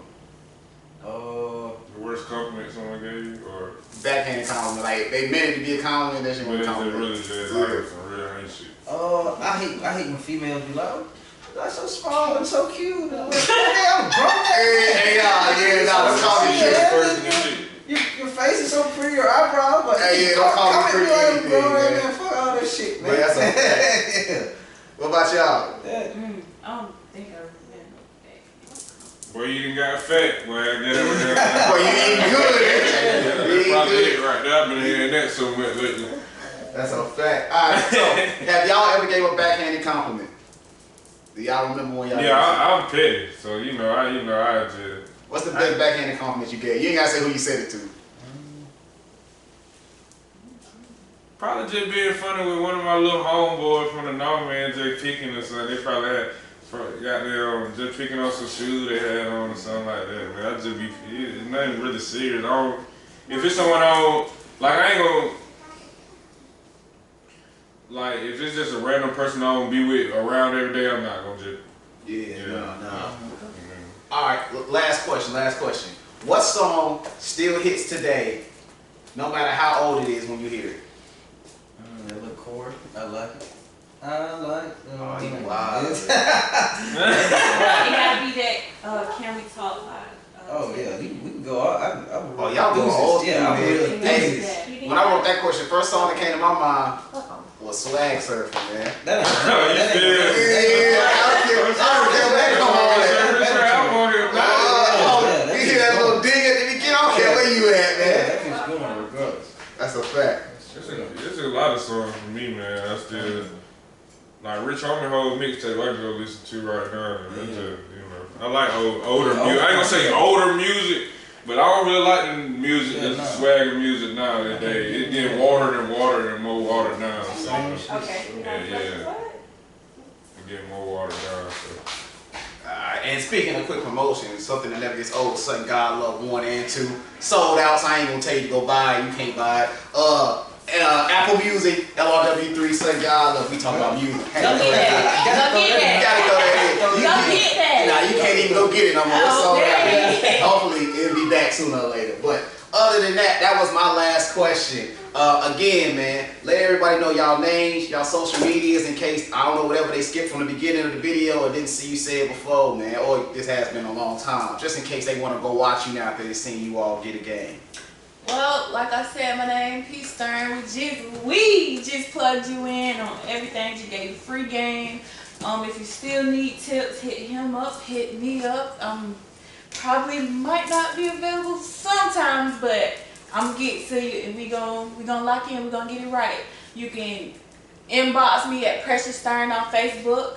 You can follow me on Instagram, keeping up with _P. And yeah. Shit, I'm AD, owner of Stusa Kicks, man. Hit me up on Instagram at Stusa Kicks or Facebook at AD Davis. If y'all have any questions about, how to start out reselling, how to start out any business, anything business related, or you trying to do some business with me, just hit me up. I'm free all the time, man. And just J Wall, man. I don't really have any social medias like that, but Facebook. But he gonna put it on there. Y'all know the vibe. So before we get out of here, man, anybody got something they need to bring back up again? Anybody got some shout outs they want to do? Anybody just got something that they need to put on this video, man, before we get up out of here? August 14th, I'm having a pop-up at my store, and the store location is 5080 Riverside Drive, Suite 302, Macon, Georgia. Like I said again, I got a lot of vendors coming out as far as clothing wise. Shoes, I'm gonna take care of y'all.